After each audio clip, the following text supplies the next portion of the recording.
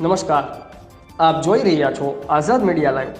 ધંધુકાની bank of Baroda શાખામાં સ્ટાફના અભાવે ખાતેદારોને હાલાકી। ધંધુકાની મેઇન બેંક ઓફ બરોડાની શાખામાં પૂરતો સ્ટાફ ન હોવાને કારણે ખાતેદારોને પારાવાર હાલાકી વેઠવાનો વારો આવ્યો છે। દેના બેંકનું બેંક ઓફ બરોડામાં મર્જ કરાયા બાદ આ શાખામાં ગ્રાહકોને સેવા સમયસર મળતી ન હોવાની વ્યાપક પ્રમાણમાં ફરિયાદ ઉઠી હતી।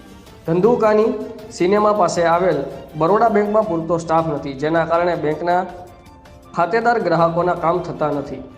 ખાતેદારોના કેવાયસી એકાઉન્ટ સમયસર ન થતાં ખાતેદારોને ધરમધક્કા ખાવા પડે છે।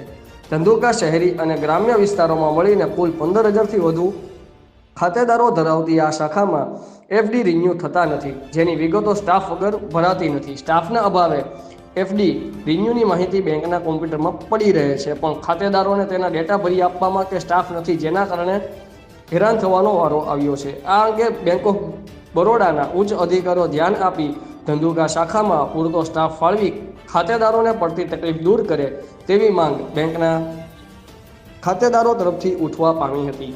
રિપોર્ટર સંજયભાઈ ઝાલા, આઝાદ મીડિયા લાઈવ, ધંધુકા।